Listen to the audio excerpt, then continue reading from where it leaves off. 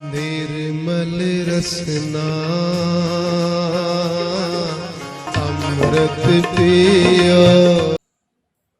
सतनाम श्री वाहिगुरु साहिब जी। श्री राग महला तीजा। धन जननी जन जाया, धन पिता प्रधान। सतगुर सेव सुख पाया, विच हो गया गुमान। दर सेवन संत जन खड़े, पाए न गुणी निधान। मेरे मन गुर मुख ध्याए हर सोए, गुर का शब्द मन वसै। मन तन निर्मल होए, रहाओ कर कृपा घर आया। आपे मिलिया आए, गुर शब्दी सलाही है। रंगे सहज सुभाए, सच्चै सच समाया। मिल रहे ना विछुड़ जाए, जो किछ करना सो कर रहया। अवर ना करना जाए, चिरी विछुने मिलियन। सतगुर पन्नै पाए, आपे कार कराए सी। अवर ना करना जाए, मन तन रता रंग स्यो। हौमै ताज विकार, अहनिस हृदय रव रहै। निर्भउ नाम निरंकार, नानक आप मिलायन। पूरै सबदे अपार। वाहिगुरु जी का खालसा, वाहिगुरु जी की फतेह। साहिब गरीब नवाज, जुगो जुगे टल सतगुरु। धन धन श्री गुरु ग्रंथ साहिब जी की अमृत बाणी की लड़ीवार चल रही कथा के तहत पावन शब्द नूं पढ़िया है। धन गुरु ग्रंथ साहिब के मुकद्दस अंग नंबर 32 पर सुशोभित है। सतगुरु जी कृपा करते ने, हे मेरे मन, गुरु की सिक्ख्या द्वारा गुरु राही की जे सिक्ख्या है, उपदेश है, उसकी कृपा नाल ही प्रभु हृदय च वसदा। जिस करके गुरु की मत द्वारा, गुरु के उपदेश द्वारा प्रभु नूं सिमर। गुरु का शब्द मन में वस जाता है तो मन तन शुद्ध हो जाता है, पवित्र हो जाता है। रहाउ की पंक्ति का भाव है, जिहदे नाल संबंधित सारा शब्द है। साहिब सतगुरु जी कृपा करते हैं। श्री राग महला तीजा। श्री राग अंदर धन गुरु गुरु अमरदास साहिब दाता जी बख्शिश भरे बोल अमृतमय बोलों द्वारा रहमत करते हैं, समझाते हैं। धन जननी जन जाया, धन पिता प्रधान। साहिब कहते वो जननी भी धन है, जिन्हें ऐसे पुत्र नूं गुरमुख नूं जन्म दिता। ते धन पिता प्रधान, कि पिता भी धनता के योग है, प्रधान है, भाव श्रेष्ठ पुरख है, सब तो वड्डा है। इसका पिता इत्थे एक गल समझ के चलांगे, चाहे विस्तार फिर भी नहीं आपां करना, संखेप शब्दां अंदर कि जदों कोई गुरु नाल जुड़दा है तो गुरु ग्रंथ साहिब उसनूं भी ਉਹਦੀ ਮਾਂ ਨੂੰ ਵੀ ਵੇਖੋ, ਉਹਦੇ ਪਿਤਾ ਨੂੰ ਵੀ, ਉਹਦੀ ਕੁੱਲ ਨੂੰ ਵੀ, ਸਾਰਿਆਂ ਨੂੰ ਸਾਧ ਸੰਗਤ ਦੀ ਅੰਮ੍ਰਿਤ ਭਰੇ ਬਚਨਾਂ ਦੁਆਰਾ ਧੰਨ ਗੁਰੂ ਗੁਰੂ ਰਾਮਦਾਸ ਸਾਹਿਬ ਜੀ ਬਖਸ਼ਿਸ਼ ਕਰਦੇ ਨੇ। ਜਿਸ ਕੁੱਲ ਵਿੱਚ ਜਪਣ ਵਾਲਾ ਪੈਦਾ ਹੋ ਗਿਆ, ਕੁੱਲ ਧੰਨ ਹੋ ਗਏ। ਜਪਣ ਵਾਲੇ ਨੇ ਤੇ ਧੰਨ ਹੋਣਾ ਹੀ ਸੀ, ਪਰ ਜਿਸ ਕੁੱਲ ਵਿੱਚ ਕੋਈ ਜਪਣ ਵਾਲਾ ਨਹੀਂ, ਧੰਨ ਗੁਰੂ ਗ੍ਰੰਥ ਸਾਹਿਬ ਦਾਤਾਰ ਪਾਤਸ਼ਾਹ ਜੀ ਉਸ ਕੁੱਲ ਨੂੰ ਲਾਂਭਾ ਵੀ ਦਿੰਦੇ ਨੇ। ਇਹਦੇ ਕੀ ਫਾਇਦਾ ਹੋਇਆ? ਨਾ ਆਪ ਜਪਿਆ ਤੇ ਨਾ ਉਹਨੇ ਕੋਈ ਉਪਦੇਸ਼ ਦਿੱਤਾ ਤੇ ਨਾ ਸੁਣਿਆ ਹੈ। ਭਾਵ ਉਪਦੇਸ਼ ਦਿੱਤਾ, ਨਾ ਕਿਸੇ ਨੂੰ ਪ੍ਰੇਰਣਾ ਦਿੱਤੀ। ਜਿਹਨੇ ਜਪ ਲਿਆ ਉਹ ਜਰਨੀ ਵੀ ਧੰਨ ਹੈ। ਤੇ ਦੂਸਰਾ ਪ੍ਰਮਾਣ ਤੁਸੀਂ ਬੜੀ ਵਾਰ ਪੜ੍ਹਦੇ ਹੀ ਹੋ, ਜਨ ਹਰ ਹਿਰਦੈ ਨਾਮ ਨ ਬਸਿਓ, ਤਨ ਮਾਤ ਕੀਜੈ ਹਰ ਬਾਂਝਾ। ਉਸ ਮਾਂ ਨੂੰ ਵੀ ਲੰਬਾ ਹੈ। ਕਿਤੇ ਕੀ ਕਿਹਾ? ਕਬੀਰ ਵੈਸਨੋ ਕੀ ਕੂਕਰ ਭਲੇ, ਸਾਖਤ ਕੀ ਬੁਰੀ ਮਾਏ। ਹੁਣ ਕਈ ਸੱਜਣ ਨਾ, ਜਦੋਂ ਉਹ ਸ਼ਬਦ ਆਉਂਦਾ ਵੀ ਤਨ ਮਾਤ ਕੀਜੈ ਹਰ ਬਾਂਝਾ, ਠੀਕ ਹੈ, ਉਹ ਕਹਿੰਦੇ ਜੀ ਮੱਤ ਨੂੰ ਕਿਹਾ ਕਿਉਂ? ਕਹਿੰਦੇ ਜੀ ਨਾਮ ਬੰਦਾ ਨਹੀਂ ਜਪਦਾ, ਜਾਂ ਜਿਹੜਾ ਸਰਜੀਵ ਨਹੀਂ ਜਪਦਾ, ਲਾਂਭਾ ਮਾਂ ਨੂੰ ਕਿਉਂ? ਕਿਉਂਕਿ ਮਾਂ ਤੇ ਬੱਚੇ ਦਾ ਬਹੁਤ ਪ੍ਰਭਾਵ ਹੁੰਦਾ ਹੈ। ਜੇ ਤੁਸੀਂ ਬਹੁਤ ਵਾਰ ਬੇਨਤੀ ਕੀਤੀ ਹੈ, ਮੈਡੀਕਲੀ ਵੇਖੋਗੇ ਜਾਂ ਸਾਈਕੋਲੋਜੀਕਲੀ ਵੇਖੋਗੇ, ਮਨੋਵਿਗਿਆਨਕ, ਫਿਰ 50% ਮਾਤਾ ਪਿਤਾ ਤੇ 50% 25 ਨਾਨਕੇ ਤੇ 25 ਦਾਦਕੇ ਤੇ ਸੁਭਾਅ। ਪਰ ਸਾਧ ਸੰਗਤ ਦੀ ਬਹੁਤਾ ਰੋਲ ਬੱਚੇ ਦੀ ਜ਼ਿੰਦਗੀ ਅੰਦਰ ਮਾਂ ਦਾ ਹੁੰਦਾ ਹੈ, ਪਿਤਾ ਤੋਂ ਵੀ ਵੱਧ।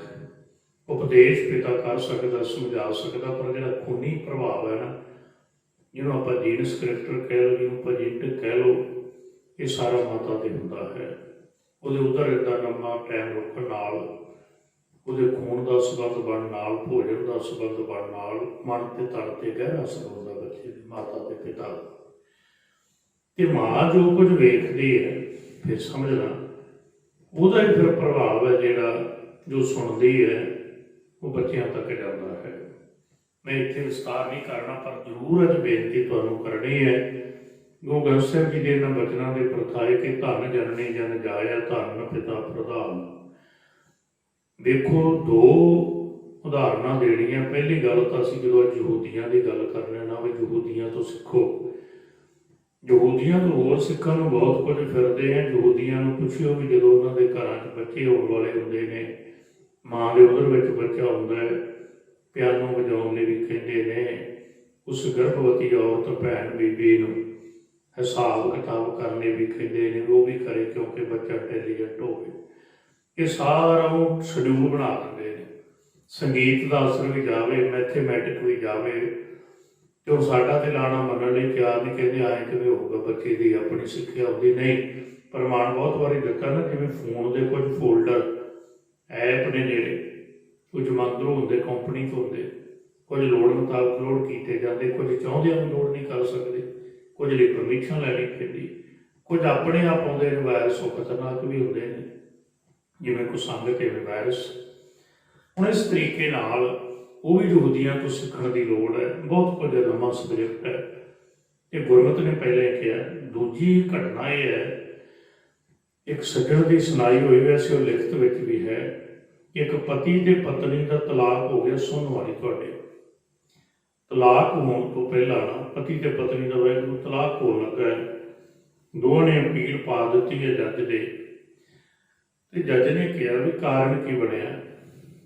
ਤੇ ਪਤੀ ਨੇ ਸਿੱਧੀ ਗੱਲ ਕਹੀ ਵੀ ਜਿਹੜਾ ਇਹਦੇ ਬੱਚਾ ਹੋਇਆ ਨਾ, ਸਮਝਣ ਵਾਲੀ ਗੱਲ ਇੱਥੇ ਆ ਕੇ ਜੁੜੇਗੀ, ਧੰਨ ਜਨਨੀ ਜਨ ਜਾਇਆ, ਧੰਨ ਪਿਤਾ ਪ੍ਰਧਾਨ। ਅਸਰ ਕੀ ਪੈਂਦਾ? ਕਹਿਣ ਲੱਗੀ, ਉਹਨੇ ਕਹਿ ਦਿੱਤਾ ਉਸ ਪਤੀ ਨੇ ਵੀ ਜਿਹੜਾ ਬੱਚਾ ਹੋਇਆ ਹੈ, ਮੈਨੂੰ ਉੱਥੇ ਸ਼ੱਕ ਮੇਰਾ ਨਹੀਂ ਹੈ। ਜੱਜ ਬੜਾ ਸਿਆਣਾ ਸੀ, ਐਜੂਕੇਟ ਹੁੰਦੇ ਨੇ, ਉਹਨੇ ਸਾਰੀਆਂ ਸਿਚੁਏਸ਼ਨਾਂ, ਸਾਰੀਆਂ ਸਥਿਤੀਆਂ ਪਰਿਸਥਿਤੀਆਂ ਵੇਖਣੀਆਂ ਹੁੰਦੀਆਂ। ਖੈਰ ਮੁਕਤਸਰ ਦੇ ਉਹਨੇ ਕਿਹਾ ਮੈਂ ਤੁਹਾਡੇ ਘਰ ਆਵਾਂਗਾ। ਜੱਜ ਘਰ ਗਿਆ। ਕਹਿੰਦੇ ਜਾਂਦੇ ਨਹੀਂ ਛੇਤੀ, ਕੋਈ ਸਬੱਬ ਬਣਿਆ। ਘਰ ਜਾ ਕੇ ਉਹਨੇ ਵੇਖਿਆ ਵੀ ਤੂੰ ਸੌਂਦੀ ਕਿੱਥੇ ਬੀਬਾ, ਬੱਚਾ ਹੋਣ ਤੋਂ ਪਹਿਲਾਂ ਵਹਿੰਦੀ ਕਿੱਥੇ।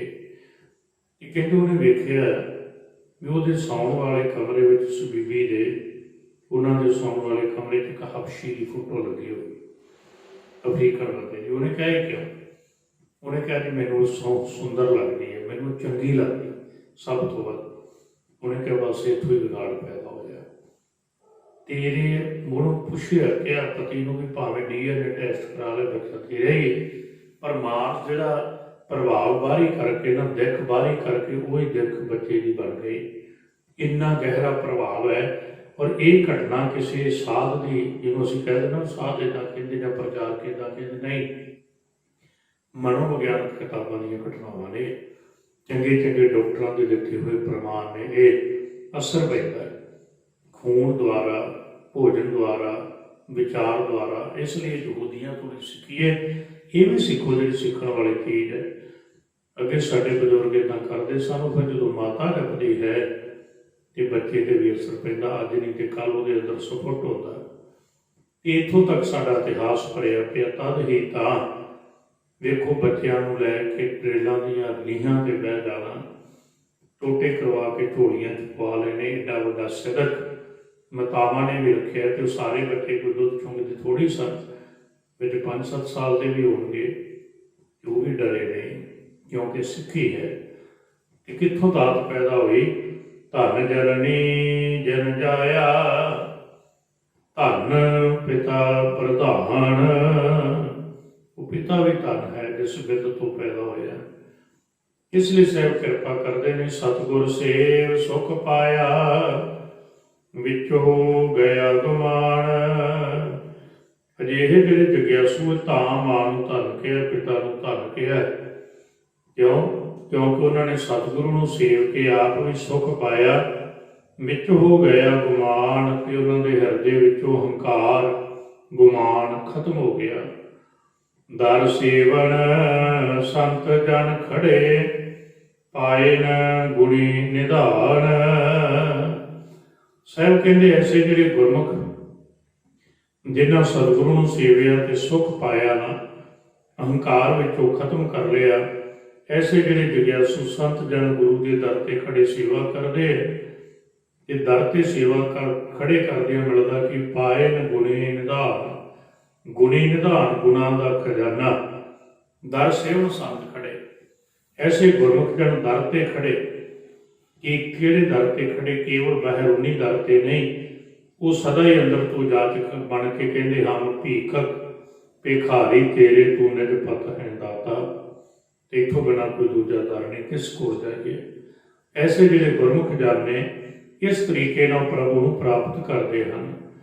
ਮੇਰੇ ਮਨ ਗੁਰਮੁਖ ਧਿਆਏ ਹਰ ਸੋਏ।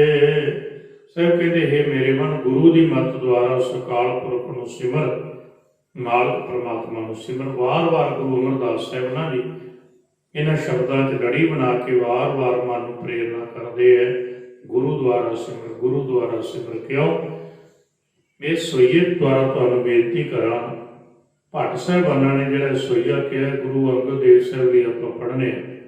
ਉਹਨਾਂ ਬਚਨ ਕਹਿਆ, ਮੈਂ ਦ੍ਰਿਸ਼ਟ ਸ਼ੁਭ ਕਰੇ ਹਰੇ ਅਕ ਪਾਪ ਸਕਲ ਮਲ, ਕਾਮ ਕ੍ਰੋਧ ਲੋਭ ਮੋਹ ਵਸ ਕਰੈ ਸਭੈ ਬਲ, ਸਦਾ ਸੁਖ ਮਨ ਵਸੈ ਦੁਖ ਸੰਸਾਰ ਹੈ ਖੋਵੈ, ਗੁਰ ਨਾਨਕ ਦਰਿਆਉ ਜਨਮ ਹਮ ਕਾਲਕ ਧੋਵੈ, ਸੋ ਕਹੋ ਟਲ ਗੁਰ ਸੇਵੀਐ, ਅਹਨਸ ਸਹਿਜ ਸੁਭਾਏ, ਦਰਸ਼ਨ ਪਰਸਿਐ ਗੁਰੂ ਕੈ, ਜਨਮ ਮਰਨ ਦੁਖ ਜਾਏ। ਇਹ ਜਿਹੜੀ ਬਖਸ਼ਿਸ਼ ਹੈ ਨਾ ਗੁਰੂ ਅੰਗਦ ਦੇਵ ਸਾਹਿਬ ਜੀਆਂ ਦੇ ਦੁਨੀਆ ਤੇ ਵਰਤਦੀ ਹੈ। ਤੇ ਗੁਰੂ ਅਮਰਦਾਸ ਸਾਹਿਬ ਨੇ ਐਸੇ ਗੁਰੂ ਦੁਆਰਾ ਸਿਮਰੇ ਦਾਤਾਂ ਪ੍ਰਾਪਤ ਕੀਤੀਆਂ। ਤਾਂ ਉਹ ਸਾਨੂੰ ਸਮਝਾਉਂਦੇ ਨੇ ਕਿ ਹੇ ਮਨ, ਗੁਰੂ ਦੁਆਰਾ ਹੋ ਕੇ ਸਿਮਰ, ਗੁਰਮੁਖ ਧਿਆਏ ਹਰ ਸੋਏ, ਗੁਰ ਕਾ ਸ਼ਬਦ ਮਨ ਵਸੈ। ਜਦੋਂ ਗੁਰੂ ਦਾ ਸ਼ਬਦ ਮਨ 'ਚ ਵਸ ਜਾਏਗਾ, ਪਿਛਲੇ ਦਿਨਾਂ ਤੋਂ ਸਮਝਦੇ ਆ ਰਹੇ, ਵਸਣਾ ਤਾਂ ਹੈ। ਮਨੋਵਿਗਿਆਨ ਦੀ ਉਦਾਹਰਨ ਫਿਰ ਦਿਆਂ,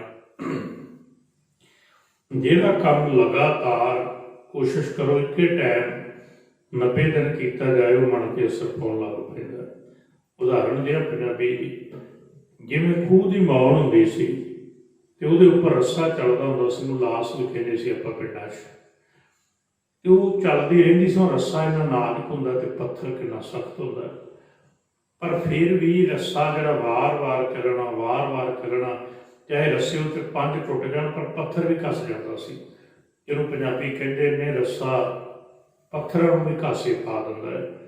ਮਨ ਕਿੰਨੇ ਸਖਤ ਹੋਵੇ, ਮਨ ਨੂੰ ਕੋ ਪੱਥਰ ਸਹਿਲ ਹੈ, ਪਰ ਯਾਦ ਰੱਖਿਓ ਇੱਕ ਨਾ ਇੱਕ ਦਿਨ ਜਪਿਆ ਹੋਇਆ ਸਤਨਾਮ ਸ਼੍ਰੀ ਵਾਹਿਗੁਰੂ ਮਨ ਨੂੰ ਵਿੰਨ ਨਹੀਂ ਦਿੰਦਾ।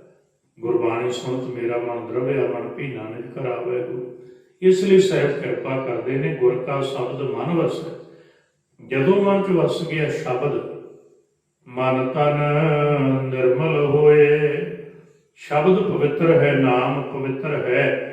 ਜਦੋਂ ਅੰਦਰੋਂ ਸ਼ਬਦ ਨੇ ਇਹਨੂੰ ਪ੍ਰਗਟ ਕਰ ਲਿਆ, ਮਨ ਵੀ ਪਵਿੱਤਰ ਹੋ ਜਾਣਾ, ਨਿਰਮਲ ਹੋ ਜਾਣਾ, ਤਨ ਵੀ ਨਿਰਮਲ ਹੋ ਜਾਣਾ। ਕਿਉਂਕਿ ਵੇਖੋ ਜਿੰਨੇ ਸਾਡੇ ਦਰਵਾਜ਼ੇ ਨੇ 9 ਸਰੀਰ ਦੇ 9 ਦਰਵਾਜ਼ੇ ਪ੍ਰਗਟ ਕੀਏ, ਮੈਲ ਕੱਢਦੇ ਨੇ। ਅੱਖਾਂ 'ਚੋਂ ਵੈਸੇ ਵੀ ਮੈਲ ਡਿੱਗਦੀ ਹੈ, ਅੱਖਾਂ 'ਚੋਂ ਮਾੜਾ ਵੇਖਣ ਦੀ ਮੈਲ ਵੀ ਡਿੱਗਦੀ। ਕੰਨਾਂ 'ਚੋਂ ਵੈਸੇ ਵੀ ਮੈਲ ਕੱਢਦੇ ਆਪਾਂ, ਨਿਕਲਦੀ ਹੈ, ਤੇ ਕੰਨਾਂ ਨੂੰ ਮਾੜੇ ਸੁਣਨ ਦੀ ਮੈਲ ਵੀ ਹੈ। ਮੂੰਹ 'ਚੋਂ ਵੀ ਮੈਲ ਨਿਕਲਦੀ ਹੈ, ਬੋਲਣ 'ਚੋਂ ਵੀ ਮੈਲ ਨਿਕਲਦੀ। ਸਾਰੇ ਅੰਗੀ ਇੱਦਾਂ ਨੇ। ਤੇ ਸਰੀਰ 'ਚ ਭਰਿਆ ਕੀ ਹੋਇਆ? ਲਹੂ ਨੂੰ, ਬਲੱਡ ਨੂੰ, ਖੂਨ ਨੂੰ। ਅੱਗੇ ਬਜ਼ੁਰਗ ਮੈਲਾ ਹੀ ਕਹਿੰਦੇ ਸਨ, ਮੈਲਾ। ਤੇ ਸਤਿਗੁਰੂ ਕਹਿੰਦੇ ਪਰ ਯਾਦ ਰੱਖ, ਜੇ ਗੁਰੂ ਦਾ ਸ਼ਬਦ ਮਨ ਵਿੱਚ ਵਸ ਜਾਏ, ਇਹ ਮਨ ਨੂੰ ਵੀ ਤੇ ਤਨ ਨੂੰ ਵੀ ਦੋਹਾਂ ਨੂੰ ਨਿਰਮਲ ਕਰ ਦਿੰਦਾ ਹੈ, ਪਵਿੱਤਰ ਕਰਦਾ ਹੈ। ਰਹਾਉ ਠਹਿਰਾਓ ਦੇ ਕੇ ਸਹਿ ਬਖਸ਼ਿਸ਼ ਕਰਦੇ ਨੇ। ਕਰ ਕਿਰਪਾ ਘਰ ਆਇਆ, ਆਪੇ ਮਿਲਿਆ ਆਏ। ਗੁਰੂ ਦੀ ਬਖਸ਼ਿਸ਼ ਦੁਆਰਾ ਉਹਨੇ ਦਾਤ ਦਿੱਤੀ, ਸੇਵਾ ਸਿਮਰਨ ਹੋਇਆ ਤੇ ਮਾਲਕ ਦੀ ਤਰੁੱਠ ਪਿਆ।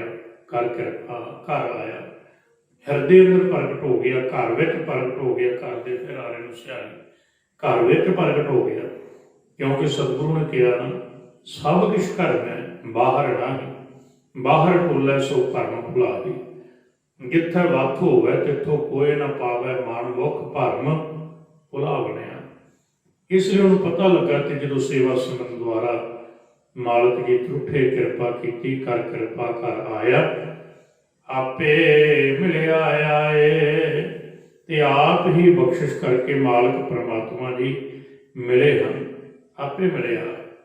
ਇਹ ਗੱਲ ਯਾਦ ਰੱਖਿਓ, ਪ੍ਰਭੂ ਨੂੰ ਮਿਲਣ ਲਈ ਨਹੀਂ ਜਾਣਾ, ਉਹਨੇ ਮਿਲਣਾ ਆਪ ਹੈ। ਬਹੁਤ ਵਾਰ ਪ੍ਰਮਾਣ ਪੜ੍ਹਦੇ ਹੋ, ਘਾਲ ਨਾ ਮਿਲਿਓ, ਸੇਵ ਨਾ ਮਿਲਿਓ, ਮਿਲਿਓ ਆਏ ਅਚਿੰਤਾ। ਬਸ ਤੂੰ ਪਿਆਰ ਦਾ ਕਦਮ ਪੁੱਟਣਾ, ਸਿਮਰਨ ਦੇ ਪਿਆਰ ਦਾ ਕਦਮ ਪੁੱਟਣਾ ਹੈ। ਗੁਰੂ ਵੱਲ ਵੀ ਪਿਆਰ ਦਾ ਕਦਮ ਪੁੱਟਣਾ ਨਾ। ਚਰਨ ਸ਼ਰਨ ਗੁਰ ਇੱਕ ਪਿੰਡਾ ਜਾਏ, ਚੱਲ ਸਤਿਗੁਰ ਕੋਟ ਪਿੰਡਾ ਹੱਥੇ ਹੋਏ ਲੇਤ। ਤੇ ਪ੍ਰਭੂ ਨਾਲ ਵੀ ਇੱਦਾਂ ਹੀ ਕਰਨਾ, ਪਿਆਰ ਨਾਲ। ਵਾਹਿਗੁਰੂ ਵਾਹਿਗੁਰੂ ਵਾਹਿਗੁਰੂ ਵਾਹਿਗੁਰੂ ਵਾਹਿਗੁਰੂ ਵਾਹਿਗੁਰੂ। ਕਿਤੇ ਬਾਣੀ ਪੜ੍ਹਨੀ, ਕਦੇ ਸਿਮਰਨ ਕਰਨਾ, ਆਪੇ ਮਿਲਿਆ ਆਇਓ ਪਰ ਪ੍ਰਗਟ ਹੁੰਦਾ ਹੈ। ਗੁਰ ਸ਼ਬਦੀ ਸਲਾਹੀਐ, ਰੰਗੇ ਸਹਿਜ ਸੁਭਾਏ। ਸਾਹਿਬ ਕਹਿੰਦੇ ਮਾਲਕ ਦੀ, ਗੁਰੂ ਦੀ ਉਪਦੇਸ਼ ਰਾਹੀਂ ਜਦੋਂ ਉਹਨੂੰ ਸਲਾਹਿਆ ਜਾਂਦਾ ਨਾ, ਰੰਗੇ ਸਹਿਜ ਸੁਭਾਏ। ਤੇ ਸਹਿਜ ਸੁਭਾਏ ਮਾਲਕ ਨੂੰ ਨਾਮ ਦਾ ਰੰਗ ਚੜ੍ਹ ਦਿੰਦਾ। ਜਿਵੇਂ 90 ਦਿਨ ਕੋਈ ਕੰਮ ਕਰੀਏ ਲਗਾਤਾਰ, ਮਨ ਦਾ ਹਿੱਸਾ ਬਣ ਜਾਂਦਾ। ਬਾਕੀ ਤੇ ਛੱਡੋ, ਕੋਈ ਖੁਰਾਕ ਜਿਹੜੀ ਲਗਾਤਾਰ ਖਾਂਦੇ ਰਹੋ 90 ਦਿਨ, ਉਹ ਬੋਡੀ ਵਿੱਚ ਪ੍ਰਿਜ਼ਰਵ ਹੋਣੀ ਸ਼ੁਰੂ ਹੋ ਜਾਏਗੀ। ਉਹਦੇ ਜੋ ਵੀ ਬਣਨਾ ਉਹਦੀ ਰਸਾਇਣਿਕ ਕਿਰਿਆ ਹੋਣੀ ਸ਼ੁਰੂ ਹੋ ਜਾਏਗੀ। ਇਹ ਸਾਧ ਸੰਗਤ ਜੀ, ਜੇ ਖਾਧਾ ਹੋਇਆ ਭੋਜਨ ਸਰੀਰ ਦਾ ਹਿੱਸਾ ਬਣਨਾ ਸ਼ੁਰੂ ਹੋ ਜਾਂਦਾ ਲਗਾਤਾਰ ਖਾਣ ਤੋਂ ਬਾਅਦ, ਤੇ ਫਿਰ ਸੁਣਿਆ ਹੋਇਆ ਵੀ ਮਨ ਦਾ ਹਿੱਸਾ ਬਣਦਾ, ਵੇਖਿਆ ਹੋਇਆ ਵੀ ਬਣਦਾ। ਵੇਖ ਕੇ ਬਾਣੀ ਪੜ੍ਹ, ਸੁਣ ਬਾਣੀ ਨੂੰ, ਵੇਖ ਕੇ ਗੁਰਮੁਖਾਂ ਦੀ ਸੰਗਤ ਦੇ ਦਰਸ਼ਨ ਕਰ। ਚੰਗਾ ਵੇਖ, ਚੰਗਾ ਸੁਣ। ਤੇ ਸਾਹਿਬ ਕਹਿੰਦੇ ਹੋਏਗਾ ਕਿ ਜਦੋਂ ਗੁਰੂ ਦੇ ਸ਼ਬਦ ਦੁਆਰਾ ਸਿਫਤੋ ਸਲਾਹ ਕਰੇਗਾ, ਪਹਿਲੀ ਤੇ ਦਾਤ ਇਹ ਮਿਲ ਜਾਣੀ, ਜਿਸ ਨੂੰ ਬਖਸ਼ੇ ਸਿਫਤ ਸਲਾਹ, ਨਾਨਕ ਪਾਤਸ਼ਾਹੀ ਪਾਤਸ਼ਾਹ। ਤੇ ਰੰਗੇ ਸਹਿਜ ਸੁਭਾਏ, ਸਹਿਜ ਨਾਲ ਮਾਲਕ ਦੇ ਨਾਮ ਦਾ ਰੰਗ ਚੜ੍ਹਨਾ ਹੈ। ਸੱਚੈ ਸੱਚ ਸਮਾਇਆ, ਮਿਲ ਰਹਿ ਨਾ ਵਿਛੁੜ ਜਾਏ। ਸਾਹਿਬ ਕਹਿੰਦੇ ਇਸ ਤਰ੍ਹਾਂ ਗੁਰੂ ਦੀ ਸ਼ਰਨ ਪਿਆ ਸੋਝੀ ਆ ਜਾਂਦੀ ਹੈ। ਤੇ ਮਾਲਕ ਜੀ ਕਿਰਪਾ ਕਰਦੇ ਨੇ ਕਿ ਸਾਧ ਸੰਗਤ ਜੀ ਇਸ ਤਰੀਕੇ ਨਾਲ ਸਦਾ ਹੀ ਉਹ ਮਾਲਕ ਵਿੱਚ ਮਿਲ ਜਾਂਦਾ। ਸੱਚਾ ਸੱਚੇ ਵਿੱਚ ਸੱਚ ਸਮਾਇਆ, ਸੱਚ ਨਾਮ ਦੁਆਰਾ ਸਮਾ ਗਿਆ, ਮਿਲ ਰਹਿ ਨਾ ਵਿਛੜ ਜਾਏ। ਫਿਰ ਸਦਾ ਉਹਦੇ ਵਿੱਚ ਮਿਲਿਆ ਰਹਿੰਦਾ, ਵਿਛੜਦਾ ਨਹੀਂ। ਤੇ ਪਰਿਵਾਰ ਧਨ ਜੋ ਕੁਝ ਵੀ ਹੈ ਮਿਲ ਕੇ ਵਿਛੜਦਾ। ਸਰੀਰ ਤੇ ਬਚਪਨ ਸੀ, ਵਿਛੜ ਗਿਆ, ਜਵਾਨੀ ਆਈ, ਵਿਛੜ ਗਈ, ਬੁਢੇਪਾ ਆਏਗਾ, ਵਿਛੜੇਗਾ, ਸਰੀਰ ਹੀ ਵਿਛੜ ਜਾਏਗਾ ਮਨ ਤੇ ਜੀਵ ਨਾਲ। ਬਾਕੀ ਤੇ ਗੱਲਾਂ ਹੀ ਛੱਡੋ, ਪਰਿਵਾਰ ਧਨ ਦੀਆਂ, ਸੰਪਦਾ ਦੀਆਂ। ਪਰ ਪ੍ਰਭੂ ਹੈ ਜੀਵ ਆਤਮਾ ਦਾ ਜਿਹੜਾ, ਉਹ ਤਾਂ ਹੀ ਸਾਥੀ ਹੈ ਨਾ, ਕਿਉਂਕਿ ਉਹ ਵਿਛੜਦਾ ਨਹੀਂ। ਜੋ ਕਿਛ ਕਰਨਾ ਸੋ ਕਰ ਰਹਿਆ, ਅਵਰ ਨ ਕਰਨਾ ਜਾਏ। ਗੁਰੂ ਦੇ ਸ਼ਬਦ ਦੁਆਰਾ ਇਹ ਗੱਲ ਦੀ ਸਮਝ ਆ ਗਈ ਕਿ ਉਹਨੇ ਜੋ ਕਿਛ ਕਰੇ ਸੋ ਆਪੇ ਕਰੇ। ਵੀ ਉਹ ਪੂਛ ਨਾ ਮਸਲਤ ਧਰੈ, ਜੋ ਕਿਛ ਕਰਨਾ ਸੋ ਆਪੇ ਕਰੇ, ਉਹ ਆਪੇ ਕਰਦਾ। ਬਸ ਉਹ ਹੁਕਮ ਵਿੱਚ ਸੁੱਖ, ਹੁਕਮ ਵਿੱਚ ਦੁੱਖ ਭਾਣਾ ਕਰਕੇ ਮੰਨੀ ਜਾਣਾ। ਤੇ ਜੋ ਕੁਝ ਉਹਨੇ ਕਰਨਾ ਉਹ ਕਰ ਰਿਹਾ, ਅਵਰ ਨਾ ਕਰਨਾ ਜਾਏ, ਕੋਈ ਕਰ ਹੀ ਨਹੀਂ ਸਕਦਾ। ਉਹ ਤੋਂ ਬਾਅਦ ਕੁਝ ਹੋ ਹੀ ਨਹੀਂ ਸਕਦਾ। ਜਿਵੇਂ 2 ਗੈਸਾਂ ਤੋਂ ਪਾਣੀ ਬਣਾਇਆ ਤਾਂ ਬਣਨਾ, ਸੂਰਜ ਜਦੋਂ ਚੜ੍ਹਦਾ ਇੱਧਰੋਂ ਹੀ ਚੜ੍ਹਨਾ। ਇਸ ਤਰੀਕੇ ਨਾਲ ਧਰਤੀ ਘੁੰਮਦੀ, ਸਪੀਡ ਨਾਲ ਉਸੇ ਨਾਲ ਘੁੰਮਣੀ। ਜੋ ਉਹਨੇ ਕੀਤਾ ਹੋਇਆ ਸਾਨੂੰ ਉਹਦੇ ਵਿੱਚ ਰਹਿਣਾ ਪੈ ਰਿਹਾ। ਵੱਖਰੀ ਕਦੇ ਬੇਨਤੀ ਫਿਰ ਸਮਝਾਂਗੇ। ਜਿਵੇਂ ਸਾਇੰਸ ਜਾਂ ਵਿਗਿਆਨ ਦੀ ਗੱਲ ਕਰਕੇ ਮਨੁੱਖ ਅੱਜ ਰੱਬ ਤੇ ਤਰਕ ਕਰਦਾ ਨਾ, ਠੀਕ ਹੈ, ਉਹਦੀ ਵੀ ਲੋੜ ਹੈ। ਪਰ ਇਹ ਗੱਲ ਯਾਦ ਰੱਖਿਓ, ਜੋ ਜਿਵੇਂ ਧਰਤੀ ਘੁੰਮਦੀ, ਜਿਵੇਂ ਗ੍ਰਹਿ ਚੱਲਦੇ ਨੇ, ਉਹਦੇ ਅਨੁਕੂਲ ਵਿਗਿਆਨੀ ਨੂੰ ਖੋਜ ਕਰਨੀ ਪੈਂਦੀ, ਉਹਦੇ ਅਨੁਕੂਲ ਸੰਸਾਰ ਨੂੰ ਚੱਲਣਾ ਪੈਂਦਾ। ਇਹ ਨਹੀਂ ਹੈ ਵੀ ਧਰਤੀ ਸੂਰਜ ਦੁਆਲੇ ਘੁੰਮਦੀ ਤੇ ਕੱਲ੍ਹ ਸੂਰਜ ਨੂੰ ਧਰਤੀ ਦੁਆਲੇ ਘੁੰਮਣ ਲੱਗਦੇ, ਨਹੀਂ ਕਰ ਸਕਦੇ ਨਾ। ਅਵਰ ਨਾ ਕਰਨਾ ਜਾਏ। 2 ਗੈਸਾਂ ਤੋਂ ਪਾਣੀ ਬਣਿਆ, ਕੱਲ੍ਹ ਨੂੰ ਇੱਕ ਤੋਂ ਨਹੀਂ ਬਣ ਸਕਦਾ। ਇਹ ਉਹਦੀ ਖੇਡ ਹੈ ਤੇ ਉਹਨੇ ਤਾਕਤ ਰੱਖੀ ਨਾ। 2 ਗੈਸਾਂ ਨਾਲ ਅੱਗ ਲੱਗਦੀ ਹੈ ਤੇ ਦੋਵਾਂ ਨਾਲ ਪਾਣੀ ਬਣਦਾ। ਹਾਈਡਰੋਜਨ ਬਣਦੀ, ਆਕਸੀਜਨ ਬਾਲਣ ਵਿੱਚ ਮਦਦ ਕਰਦੀ ਹੈ। ਦੋਵਾਂ ਨੂੰ ਮਿਲਾ ਦਿਓ ਤੇ ਇਹਨਾਂ ਦੀ ਰਸਾਇਣਿਕ ਕਿਰਿਆ ਹੋ ਕੇ ਪਾਣੀ ਵੀ ਬਣ ਜਾਂਦਾ। ਭਾਵ ਅਵਰ ਨਾ ਕਰਨਾ ਜਾਏ। ਇਹ ਤੇ ਮਨ, ਸਾਡੇ ਮਨਾਂ ਨੂੰ ਅੱਜ ਅਸੀਂ ਇਹ ਗੱਲ ਕਹਿੰਦੇ, ਵੇਖੋ ਜੀ ਧਰਮ ਅਨਪੜ੍ਹ ਤੇ ਲੋਕਾਂ ਦੇ ਕੰਮ ਹੈ, ਫਲਾਣਾ ਜੀ। ਨਹੀਂ, ਇਹ ਤਾਂ ਮਾਲਕ ਦੀ ਖੇਡ ਹੈ। ਸਾਹਿਬ ਕਹਿੰਦੇ ਜੋ ਕੁਛ ਕਰਨਾ ਨਾ ਉਹਨੇ ਕਰ ਰਿਹਾ, ਜੋ ਕੁਛ ਕਰਨਾ ਸੋ ਕਰ ਰਿਹਾ। ਸੋ ਦਾ ਪੜ੍ਹਦੇ ਆਪਾਂ, ਉਹਦੀ ਮਰਜ਼ੀ ਹੈ, ਉਵੇਂ ਹੀ ਕਰਨਾ ਉਹਨੇ। ਅਵਰ ਨਾ ਕਰਨਾ ਜਾਏ, ਹੋਰ ਨਹੀਂ ਕੋਈ ਕੁਝ ਕਰ ਸਕਦਾ। ਕਿਰੀ ਵਿਸ਼ੁੰਨੇ ਮਿਲਿਆ ਸਤਿਗੁਰ ਪੰਨੈ ਪਾਏ। ਸਾਹਿਬ ਕਹਿੰਦੇ ਚਿਰਾਂ ਤੋਂ ਵਿਛੜਿਆ ਨੂੰ ਪ੍ਰਭੂ ਆਪ ਮਿਲਦਾ ਤੇ ਸਤਿਗੁਰੂ ਦੇ ਲੜ ਲਾ ਕੇ ਮਿਲਦਾ। ਪੰਨੈ, ਪੰਨੈ ਪਾ ਕੇ, ਲੜ ਲਾ ਕੇ। ਫਿਰ ਯਾਦ ਰੱਖਿਓ, ਜਿਸ ਨੂੰ ਪ੍ਰਭੂ ਨੇ ਮਿਲਣਾ ਹੁੰਦਾ ਉਹਨੂੰ ਸਤਿਗੁਰੂ ਮਿਲਾਉਂਦਾ। ਜਿਹਨੂੰ ਸਤਿਗੁਰੂ ਨੇ ਮਿਲਣਾ ਹੁੰਦਾ ਉਹਨੂੰ ਗੁਰਮੁਖਾਂ ਦੀ ਸੰਗਤ ਮਿਲਾਉਂਦਾ। ਜਦੋਂ ਸੰਗਤ ਮਿਲ ਗਈ ਤਾਂ ਹੀ ਸਤਿਗੁਰੂ ਨੇ ਕਿਹਾ ਵੀ ਸਮਝ ਲਾ ਤੇਰੇ ਭਾਗ ਬਦਲਣੇ ਸ਼ੁਰੂ ਹੋ ਗਏ। ਵੱਡ ਭਾਗੀ ਹਰ ਸੰਗਤ ਪਾਵੈ, ਭਾਗਹੀਨ ਭ੍ਰਮ ਚੋਟਾਂ ਖਾਵੈ। ਬਿਨ ਭਾਗਾਂ ਸਤ ਸੰਗ ਨ ਲੱਭੈ, ਬਿਨ ਸੰਗਤ ਮੈਲ ਭਰੀਜੈ ਜੀਓ। ਵੱਡਿਆਂ ਭਾਗਾਂ ਨਾਲ ਮੇਰੇ ਮਾਧੋ ਜੀ ਸਤ ਸੰਗਤ ਮਿਲੇ ਸੁਤਰਿਆ। ਸਤ ਸੰਗਤ ਵਿੱਚੋਂ ਭਾਗ ਕਰਮ ਬਦਲਣੇ ਸ਼ੁਰੂ ਹੁੰਦੇ ਨੇ, ਗੁਣ ਆਉਣੇ ਸ਼ੁਰੂ ਹੋ ਜਾਂਦੇ, ਅਵਗੁਣ ਬਦਲਣੇ ਸ਼ੁਰੂ ਹੋ ਜਾਂਦੇ। ਗੁਣਾਂ ਵਿੱਚ ਦੁੱਖ ਚਲੇ ਜਾਂਦੇ, ਸੁੱਖ ਆ ਜਾਂਦੇ ਹੈ। ਤੇ ਫਿਰ ਕੀ ਹੁੰਦਾ, ਪ੍ਰੇਮ ਪ੍ਰਗਟ ਹੋ ਜਾਂਦਾ। ਸਾਧ ਸੰਗਤ ਬਿਨਾਂ ਭਾਵ ਨਹੀਂ ਉਪਜਿਆ, ਭਾਵ ਬਿਨ ਭਗਤ ਨਾ ਹੋਏ ਤੇਰੀ। ਉਵੇਂ ਉਵੇਂ ਗੁਰੂ ਦੇ ਨੇੜੇ ਹੁੰਦਾ ਜੀਵ ਤੇ ਪ੍ਰਭੂ ਵਿੱਚ ਮਿਲ ਜਾਂਦਾ। ਕਿਰੀ ਵਿਸ਼ੁੰਨੇ ਮਿਲਿਆ ਬਹੁਤ ਲੰਮੇ ਟਾਈਮ ਤੋਂ ਵਿਛੜੇ ਹੋਏ ਮੇਲ ਲੈਂਦਾ ਸਤਿਗੁਰ ਪੰਨੈ ਪਾਏ। ਸਤਿਗੁਰੂ ਦੁਆਰਾ, ਸਤਿਗੁਰੂ ਦੇ ਲੜ ਲਾ ਕੇ ਆਪ ਹੀ ਉਹ ਮਾਲਕ ਪਰਮਾਤਮਾ ਜੀ ਕਿਰਪਾ ਕਰਦੇ। ਆਪੇ ਕਾਰ ਕਰਾਏ ਸੀ ਅਵਰ ਨ ਕਰਨਾ ਜਾਏ। ਸਾਹਿਬ ਕਹਿੰਦੇ ਐਸੀ ਕਾਰ ਵੀ ਮਾਲਕ ਨੇ ਆਪ ਹੁਣ ਕਿਰਪਾ ਕਰਕੇ ਕਰਾਈ ਨਾ। ਇਹ ਗੱਲ ਯਾਦ ਰੱਖਣਾ, ਜਿੰਨੀ ਦੇਰ ਕੋਈ ਪ੍ਰਭੂ ਨਾਲ ਨਹੀਂ ਜੁੜਦਾ ਉਹਨੂੰ ਲੱਗਦਾ ਹੁੰਦਾ ਸ਼ਾਇਦ ਮੇਰੀ ਸਮਰੱਥਾ ਹੈ, ਮੇਰੀ ਤਾਕਤ ਹੈ, ਮੈਂ ਕਰ ਰਿਹਾ। ਇਹ ਖੇਡ ਹੀ ਐਸੀ ਹੈ, ਕਰਦਿਆਂ ਕਰਕੇ ਪਤਾ ਲੱਗਦਾ ਵੀ ਮੈਂ ਕੁਝ ਨਹੀਂ ਕੀਤਾ, ਸਭ ਕੁਝ ਉਹਨੇ ਕੀਤਾ। ਜਿਹਨੇ ਕਾਰਜ ਕੀਤਾ ਨਹੀਂ, ਸੇਵਾ ਸਿਮਰਨ ਕੀਤਾ ਨਹੀਂ, ਉਹ ਕਹਿੰਦਾ ਨਾਲੇ ਕਹੀ ਜਾਂਦੇ ਆਪੇ ਕਰਾਉਂਦਾ, ਨਾਲੇ ਕਹਿੰਦੇ ਕਰਨਾ ਪੈਂਦਾ। ਕਰਦਿਆਂ ਪਤਾ ਲੱਗਦਾ ਵੀ ਇਹ ਬਖਸ਼ਿਸ਼ ਵੀ ਉਹਦੀ ਹੈ। ਤਾਂ ਹੀ ਗੁਰੂ ਗ੍ਰੰਥ ਸਾਹਿਬ ਦੀ ਬਾਣੀ ਉੱਤੇ ਬਹੁਤ ਪ੍ਰਮਾਣ ਆਉਂਦੇ ਨੇ ਇਸ ਸੰਬੰਧ ਵਿੱਚ। ਦਾਤ ਦਿੰਦਾ ਉਹ, ਜਿਹਨੂੰ ਦਾਤ ਦੇ ਰਿਹਾ, ਜਦੋਂ ਜਪਾ ਰਹੇ ਉਹ ਸ਼ੁਕਰ ਕਰੇ ਵੀ ਉਹਦੀ ਬਖਸ਼ਿਸ਼ ਨਾਲ ਹੋ ਰਿਹਾ। ਇਸ ਲਈ ਆਪੇ ਕਾਰ ਕਰਾਏ ਸੀ ਅਵਰ ਨਾ ਕਰਨਾ ਜਾਏ।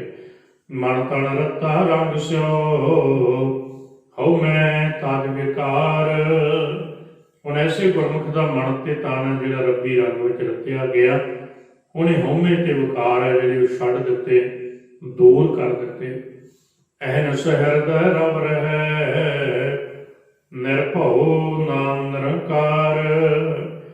ਨਿਰਭਉ ਨਿਰੰਕਾਰ ਦਾ ਨਾਮ ਦਿਨ ਰਾਤ ਉਹ ਹਿਰਦੇ ਵਿੱਚ ਅਹਨਿਸ, ਹਿਰਦੇ ਵਿੱਚ ਰਵਦਾ ਹੈ, ਜਪਦਾ ਹੈ, ਹਿਰਦੇ ਵਿੱਚ ਉਹਨੂੰ ਸਿਮਰਦਾ ਹੈ। ਨਾਨਕ ਆਪ ਮਲਾਇਨ ਪੂਰੇ ਸਭ ਦੇ ਅਪਾਰ। ਸਾਹਿਬ ਕਹਿੰਦੇ ਉਹ ਮਾਲਕ ਪਰਮਾਤਮਾ ਜਿਹੜਾ ਪਾਰ ਤੋਂ ਰਹਿਤ ਹੈ, ਉਹਨੂੰ ਆਪ ਹੀ ਪੂਰੇ ਗੁਰੂ ਦੁਆਰਾ, ਨਾਮ ਦੁਆਰਾ ਆਪਣੇ ਵਿੱਚ ਮਾਲਕ ਜੀ ਮਿਲਾਉਂਦੇ ਹਨ। ਇਹ ਉਹਦੀ ਬਖਸ਼ਿਸ਼ ਹੈ। ਸਾਹਿਬ ਗੁਰੂ ਸਾਹਿਬ ਜੀ ਨੇ ਸਮਝਾਈ ਹੈ।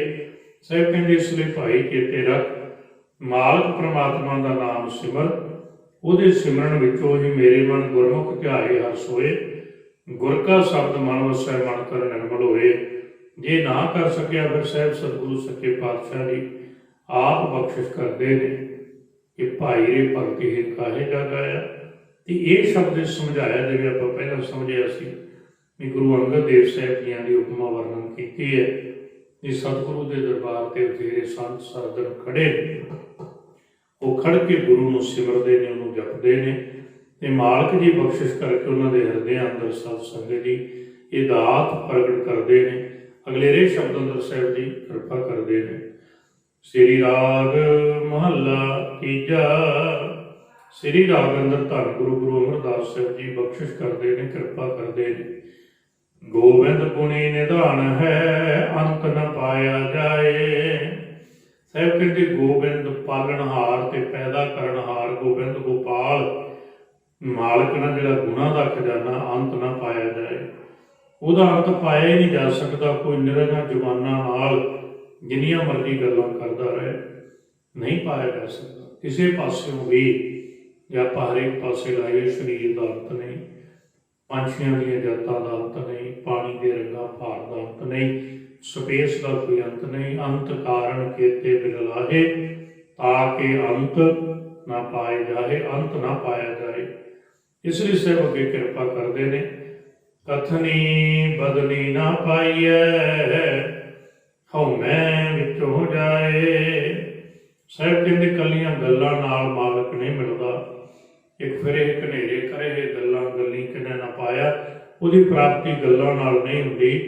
ਤੇ ਹੁੰਦੀ ਕਿੱਦਾਂ? ਹਉਮੈ ਵਿੱਚੋਂ ਜਾਏ। ਪ੍ਰਾਪਤੀ ਉਹਦੇ ਹੋਣੀ ਹੈ ਜਿੱਦੇ ਪ੍ਰਭੂ ਸਿਮਰਨ ਦੁਆਰਾ, ਜਿਵੇਂ ਪਿਛਲੇ ਸ਼ਬਦ 'ਚ ਆਪਾਂ ਸਮਝ ਕੇ ਆਏ ਕਿ ਮਾਲਕ ਜੀ ਕਿਰਪਾ ਕਰਦੇ ਮਨ ਤਨ ਰਤਾ ਰੰਗ ਸਿਓ ਹਉਮੈ ਤਜ ਵਿਕਾਰ। ਜਿੱਥੇ ਹਉਮੈ ਹੈ, ਹਉਮੈ ਨਾਵੇ ਨਾਲ ਵਿਰੋਧ ਹੈ, ਦੋਏ ਨ ਵਸੇ ਇਕਠਾਏ। ਤੇ ਦੂਰ ਕਿਵੇਂ ਹੋਏਗੀ? ਨਾਨਕ ਹੁਕਮੈ ਜੇ ਪੁੱਜੈ ਤਾਂ ਹਉਮੈ ਕਹਿ ਨਾ ਕੋਈ। ਇਸ ਲਈ ਸਾਹਿਬ ਜੀ ਕਿਰਪਾ ਕਰਦੇ ਨੇ। ਕਥਨੀ ਬਦਨੀ ਨੇ, ਗੱਲਾਂ ਨਾਲ ਨਹੀਂ, ਹਉਮੈ ਵਿੱਚੋਂ ਜਾਏ। ਜਿਹਦੇ ਹਉਮੈ ਵਿੱਚੋਂ ਜਾਏਗੀ ਉਹਦੇ ਮਿਲੇਗਾ, ਨਾਮ ਟਿਕੇਗਾ। ਜਾਏਗੀ ਵੀ ਨਾਮ ਦੁਆਰਾ, ਉਹਦੇ ਗੁਣ ਗਾ ਗਾ ਕੇ ਸਮਝ ਆ ਜਾਏ ਕਿ ਮੈਂ ਤੇ ਕੁਝ ਵੀ ਨਹੀਂ, ਆਪਣ ਲਿਆ ਜੇ ਮਿਲਾ ਨਹੀਂ ਬਣਨੀ ਗੱਲ। ਮੈਂ ਕੁਝ ਵੀ ਨਹੀਂ, ਮੈਂ ਦੁਨਿਆਵੀ ਚੀਜ਼ ਵੀ ਨਹੀਂ ਕਮਾ ਸਕਦਾ ਤੇ ਸਿਮਰਨ ਵੀ ਨਹੀਂ ਕਮਾ ਸਕਦਾ। ਇਹ ਉਹਦੀ ਦਾਤ ਹੈ। ਸਤਿਗੁਰ ਮਿਲਿਆ ਸਦ ਭੈ ਰਚੈ ਆਪ ਵਸੈ ਮਨ ਆਏ। ਮੈਂ ਮੇਰੀ ਨਿਕਲ ਜਾਂਦੀ ਫਿਰ ਸੱਚੇ ਗੁਰੂ ਦੁਆਰਾ ਮਨੁੱਖ ਸਦਾ ਸਤਿਗੁਰੂ ਨੂੰ ਮਿਲ ਕੇ ਨਾ ਇੱਕ ਭੈ ਵਿੱਚ ਰਚਿਆ ਰਹਿੰਦਾ, ਆਪ ਵਸੈ ਮਨ ਆਏ। ਨਿਰਮਲ ਭਉ ਪਾਇਆ ਹਰ ਗੁਣ ਗਾਇਆ ਹਰ ਵੇਖੀ। ਰਾਮ ਹਦੂਰੇ ਉਹਦੇ ਤੇ ਬਖਸ਼ਿਸ਼ ਹੋ ਜਾਂਦੀ ਹੈ। ਇਸ ਕਰਕੇ ਇਸ ਤਰੀਕੇ ਮਾਲਕ ਪਰਮਾਤਮਾ ਪ੍ਰਭੂ ਆਪ ਮਨ ਵਿੱਚ ਵਸ ਜਾਂਦਾ ਹੈ। ਭਾਈ ਰੇ ਗੁਰਮੁਖ ਬੂਝੈ ਕੋਏ। ਸਾਹਿਬ ਕਹਿੰਦੇ ਹੈ ਭਰਾ, ਗੁਰੂ ਦੁਆਰਾ ਕੋ ਵਿਰਲਾ ਮਨੁੱਖ ਹੀ ਇਸ ਭੇਦ ਨੂੰ ਸਮਝਦਾ ਹੈ। ਕਿਹੜੇ ਭੇਦ ਨੂੰ? ਬਿਨ ਬੂਝੇ ਕਰਮ ਕਮਾਵਨੇ ਜਨਮ ਪਦਾਰਥ ਖੋਏ। ਕਿਹੜੇ ਭੇਦ ਨੂੰ ਸਮਝਦਾ ਹੈ ਕਿ ਮੈਂ ਕੁਝ ਵੀ ਨਹੀਂ ਕਰਨਾ, ਮੈਂ ਕੁਝ ਵੀ ਨਹੀਂ ਕਰ ਸਕਦਾ ਤੇ ਮਾਲਕ ਪਰਮਾਤਮਾ ਹੀ ਸਭ ਕੁਝ ਕਰਨ ਕਾਰਨਹਾਰ ਹੈ। ਤੇ ਜੋ ਵੀ ਕਰਮ ਕਰਨੇ ਨੇ ਬੁੱਝੇ ਤੋਂ ਬਿਨਾਂ ਸਮਝੇ ਤੋਂ, ਉਹ ਜਨਮ ਪਦਾਰਥ ਨੂੰ ਖੋਣ ਵਾਲੀ ਗੱਲ ਹੈ। ਬੁੱਝਣਾ ਕੀ ਹੈ? ਸਤਿਗੁਰੂ ਨੇ ਬਾਣੀ 'ਚ ਬੜਾ ਪਿਆਰਾ ਸ਼ਬਦ ਲਿਖਿਆ ਹੈ। ਸ਼ਬਦ ਸਾਰੇ ਪਿਆਰੇ ਨੇ। ਪ੍ਰਮਾਣ ਨਾਲ ਢੁਕਮਾ ਹੈ ਜਿਹੜਾ, ਇਹਦੇ ਸੰਦਰਭ ਵਿੱਚ ਸਾਹਿਬ ਨੇ ਬਚਨ ਕਿਹਾ ਰੱਬੀ ਬਾਣੀ ਅੰਦਰ, ਕਹਿਣ ਲੱਗੇ ਇੱਕ ਵਸਤ ਬੂਝੇ ਤਾਂ ਹੋਵਹਿ ਪਾਕ, ਬਿਨ ਬੂਝੇ ਤੂੰ ਸਦਾ ਨਾ ਪਾਕ। ਨਾ ਪਾਕ ਇਸਲਾਮ ਵਿੱਚ ਅਪਵਿੱਤਰ ਬੁਰਾ, ਪਾਕ ਪਵਿੱਤਰ ਸ਼ੁੱਧ ਖਾਲਸ ਨਿਰਮਲ। ਕਹਿੰਦੇ ਜੇ ਇਸ ਵਸਤੂ ਨੂੰ ਤੂੰ ਬੁੱਝ ਲੈ ਤਾਂ ਤੂੰ ਪਵਿੱਤਰ ਹੈ, ਬਿਨ ਬੂਝੇ ਤੂੰ ਸਦਾ ਨਾ ਪਾਕ। ਨਾ ਪਾਕ ਹੈ, ਅਪਵਿੱਤਰ ਹੈ, ਅਸ਼ੁੱਧ ਹੈ, ਬੁਰਾ ਹੈ। ਬੁੱਝਣਾ ਕੀ ਹੈ? ਪਹਿਲਾਂ ਇਹ ਬੁੱਝਣਾ ਵੀ ਮੈਂ ਕਾਹਦੇ ਲਈ ਆਇਆ। ਗੁਰੂ ਗ੍ਰੰਥ ਸਾਹਿਬ ਨੇ 4 ਬਚਨ ਕਹੇ ਨੇ, ਸੁਣੋ ਹੋ ਰੇ ਤੂੰ ਕੌਣ ਕਹਾਂ ਤੇ ਆਇਓ, ਏਤੀ ਨਾ ਜਾਣੋ ਕੀਤੀ ਕਿ ਮੁੱਦਤ ਚਲਤੇ ਖਬਰ ਨਾ ਪਾਇਓ। ਮੈਂ ਕੌਣ ਹਾਂ, ਕਿੱਥੋਂ ਆਇਆ, ਕਿੱਥੇ ਜਾਣਾ, ਕਿੰਨਾ ਚਿਰ ਰਹਿਣਾ। ਬੰਦੇ ਨੇ ਬਹੁਤ ਕੁਝ ਜਾਣਿਆ, ਪਰ ਆਹ 4 ਸਵਾਲਾਂ ਦੇ ਜਵਾਬ ਬੰਦਾ ਗੁਰੂ ਨਾਲ ਜੁੜੇ ਬਿਨਾਂ ਨਹੀਂ ਦੇ ਸਕਦਾ। ਜਦੋਂ ਇੱਕ ਮਿੱਕ ਹੋ ਜੇ ਫਿਰ ਤੇ ਉਹਨੇ ਬੋਲਣਾ ਕਿ ਉਹਦਾ ਰੂਪ ਹੋ ਜਾਂਦਾ। ਮੈਂ ਕੌਣ ਆ? ਕਿਸੇ ਨੂੰ ਪੁੱਛਿਓ ਕਹੂਗਾ ਮੈਂ ਫਲਾਣਾ ਸਿੰਘ ਹਾਂ। ਕਿੱਥੋਂ ਆਇਆ? ਫਲਾਣੇ ਪਿੰਡੋਂ, ਸ਼ਹਿਰੋਂ ਆਇਆ, ਫਲਾਣੇ ਦੇਸ਼ ਤੋਂ ਆਇਆ। ਕਿੱਥੇ ਜਾਣਾ? ਉਹ ਕਹੇਗਾ ਫਲਾਣੇ ਥਾਂ ਜਾਣਾ ਹੈ। ਇੱਥੇ ਕਿੰਨਾ ਚਿਰ ਰਹਿਣਾ, ਇੰਨਾ ਚਿਰ ਰਹਿਣਾ। ਇਹ ਤਾਂ ਬਾਹਰ ਦੀ ਗੱਲ ਹੈ, ਪਤਾ ਹੀ ਕੋਈ ਨਹੀਂ ਸਰੀਰ ਕਰਕੇ ਕਿੰਨਾ ਚਿਰ ਰਹਿਣਾ। ਤੇ ਇੱਧਰ ਨੂੰ ਜਾਣਾ ਚਾਹੁੰਦਾ ਇੱਧਰ ਨੂੰ ਲੈ ਜਾਏਗਾ। ਆਏ ਕਿੱਥੋਂ ਹੈ? ਕਈ ਜਨਮ ਪਏ ਕੀਟ ਪਤੰਗਾ, ਕਈ ਜਨਮ ਪਏ ਮੀਨ ਕੁਰੰਗਾ। ਹੈ ਕੌਣ? ਸਤਿਗੁਰੂ ਕਹਿੰਦੇ ਇਹੀ ਜਾਣਨ ਲਈ ਤੇ ਗੁਰੂ ਧਾਰਨ ਕਰਨਾ ਹੈ। ਗੁਰੂ ਬਿਨਾਂ ਨਹੀਂ ਸਮਝਿਆ ਜਾਂਦਾ। ਭਾਈ ਰੇ ਗੁਰਮੁਖ ਬੂਝੈ ਕੋਏ। ਸਾਹਿਬ ਕਹਿੰਦੇ ਗੁਰੂ ਦੁਆਰਾ ਹੀ ਕੋਈ ਗੱਲਾਂ ਮਨੁੱਖ ਕੇ ਗੱਲ ਨੂੰ ਬੁੱਝਦਾ ਹੈ। ਇਹ ਮੈਂ ਕਾਹਦੇ ਲਈ ਆਇਆ? ਪਰਮਾਤਮਾ ਦਾ ਨਾਮ ਜਪਣ ਲਈ ਆਇਆ। ਇਹ ਜਿਹਦੇ ਲਈ ਆਇਆ ਜੋ ਕਰ ਨਹੀਂ ਰਿਹਾ। ਬਿਨ ਬੂਝੇ ਕਰਮ ਕਮਾਵਨੇ। ਬਿਨਾਂ ਇਹ ਗੱਲ ਤੋਂ ਬੁੱਝਣ ਤੋਂ ਜਿੰਨਾਂ ਦੁਨੀਆ ਦੇ ਕਰਮ ਨੇ। ਗੁਰੂ ਗ੍ਰੰਥ ਸਾਹਿਬ ਕਹਿੰਦੇ ਮੇਰੇ ਜਾਂ ਕਿਸੇ ਹੋਰ ਦੇ ਬੋਲ ਨਹੀਂ ਪ੍ਰਚਾਰ ਕਰੇ। ਸਾਹਿਬ ਕਹਿੰਦੇ ਇਹ ਗੱਲ ਬੁੱਝਣ ਤੋਂ ਬਿਨਾਂ ਮੈਂ ਕਾਹਦੇ ਲਈ ਆਇਆ? ਜਿੰਨੇ ਕਰਮ ਕਰਨਾ ਜਨਮ ਪਦਾਰਥ ਕੋਏ।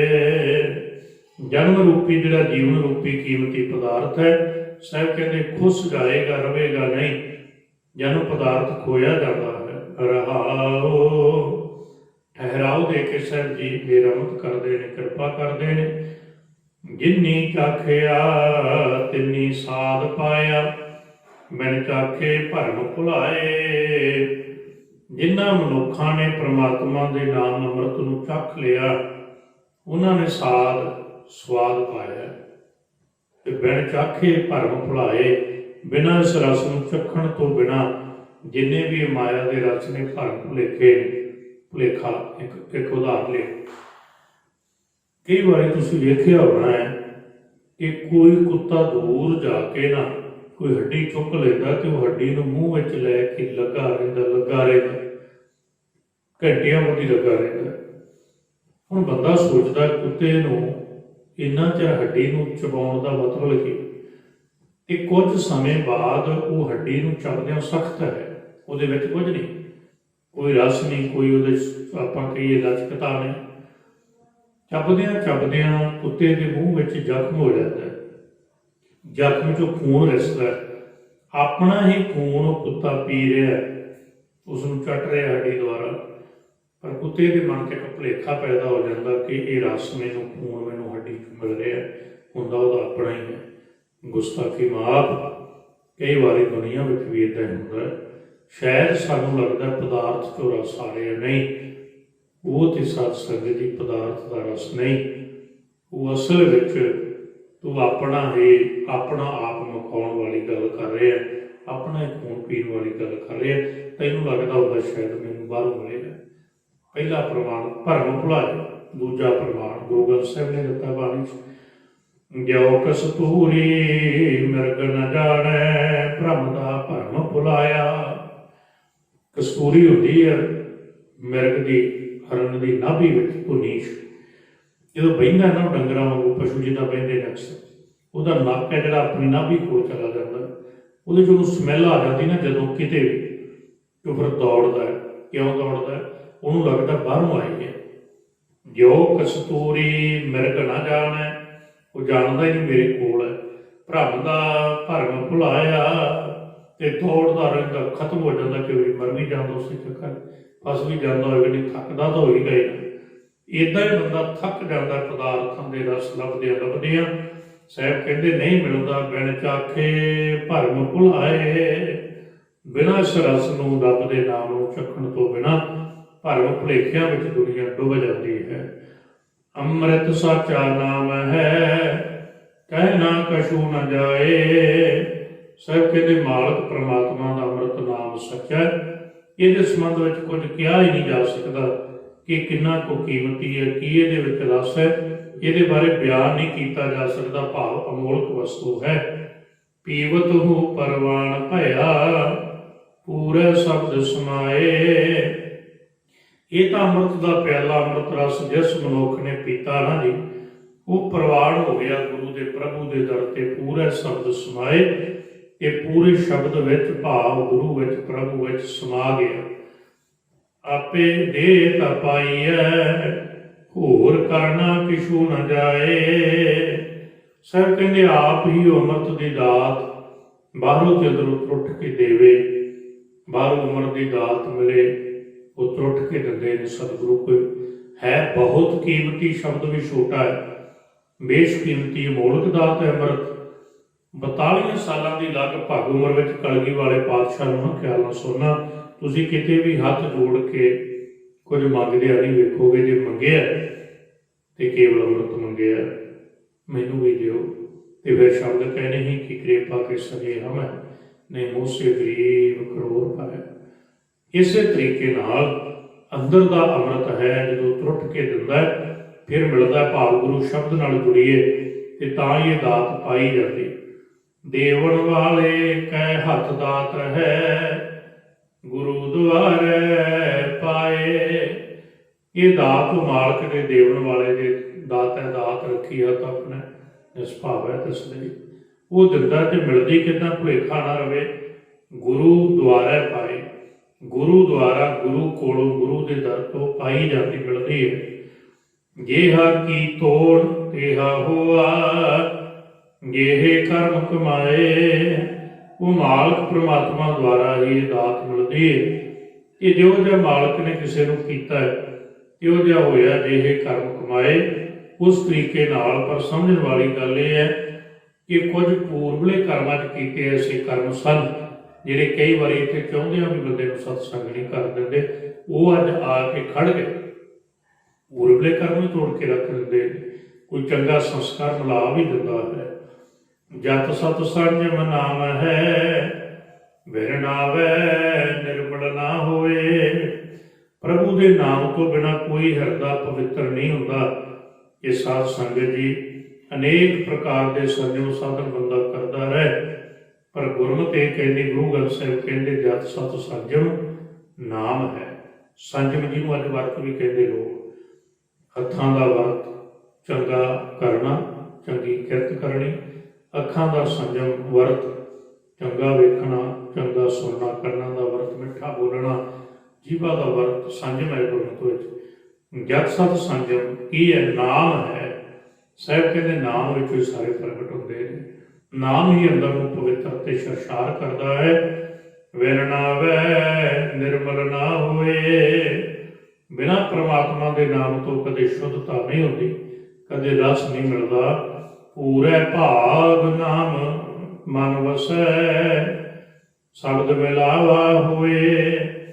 ਪੂਰੇ ਭਾਗ ਕੋਈ ਚੰਗੇ ਪੂਰਬਲੇ ਕਰਮ ਹੋਣ ਤਾਂ ਕਦੇ ਨਾਮ ਹਿਰਦੇ 'ਚ ਵਸਦਾ ਤੇ ਸ਼ਬਦ ਦੁਆਰਾ ਮਾਲਕ ਪ੍ਰਮਾਤਮਾ ਦਾ ਵਿਲਾਪ ਹੁੰਦਾ ਹੈ। ਨਾਨਕ ਸਹਿਜੇ ਹੀ ਰੰਗ ਵਰਤਦਾ, ਹਰ ਗੁਣ ਪਾਵੈ ਸੋਏ। ਸਾਹਿਬ ਕਹਿੰਦੇ ਫਿਰ ਸਹਿਜ ਸੁਭਾਅ ਹੀ ਪ੍ਰਭੂ ਦਾ ਰੰਗ ਉਸ ਮਨੁੱਖ ਤੇ ਵਰਤਦਾ ਹੈ। ਇਹ ਮਨੁੱਖ ਤੇ ਉਹ ਜਿਹੜਾ ਐਸਾ ਰੰਗ ਵਰਤਦਾ, ਹਰ ਗੁਣ ਪਾਵੈ ਸੋਏ। ਇਸ ਤਰੀਕੇ ਨਾਲ ਹਰੀ ਦੇ ਗੁਣਾਂ ਨੂੰ ਸੋਏ ਉਹ ਮਨੁੱਖ ਹੈ ਜਿਹੜਾ ਪ੍ਰਾਪਤ ਕਰ ਸਕਦਾ, ਜਿਹਦੇ ਤੇ ਉਹ ਸਾਧ ਸੰਗਤ ਦੀ ਬਖਸ਼ਿਸ਼ ਕਰ ਦੇਵੇ। ਇਹ ਨਹੀਂ ਸਾਹਿਬ ਕਹਿੰਦੇ ਹਾਲਾਤ ਇਹ ਹੈ, ਬੰਧਨਾਂ ਤੋਂ ਛੁਟਕਾਰਾ ਮਾਲਕ ਦੇ ਨਾਮ ਬਿਨਾਂ ਨਹੀਂ ਹੁੰਦਾ। ਇਹ ਕੁਟੰਬ ਸਭ ਜੀ ਕੇ ਬੰਧਨ ਭਾਈ, ਭਰਮ ਭੁੱਲਾ ਸੰਸਾਰਾ। ਬਿਨ ਗੁਰ ਬੰਧਨ ਟੂਟੇ ਨਾਹੀ, ਗੁਰਮੁਖ ਮੋਖ ਦੁਆਰਾ। ਕਰਮ ਕਰਹਿ ਗੁਰ ਸ਼ਬਦ ਨਾ ਪਛਾਣਹਿ, ਮਰ ਜਨਮ ਹੈ ਵਾਰੋ ਵਾਰਾ। ਜੇ ਗੁਰੂ ਸ਼ਬਦ ਨਾਲ ਜੁੜਾਂਗੇ ਫਿਰ ਭਰਮ ਭੁਲੇਖਿਆਂ ਤੋਂ ਵੀ ਨਿਕਲਾਂਗੇ,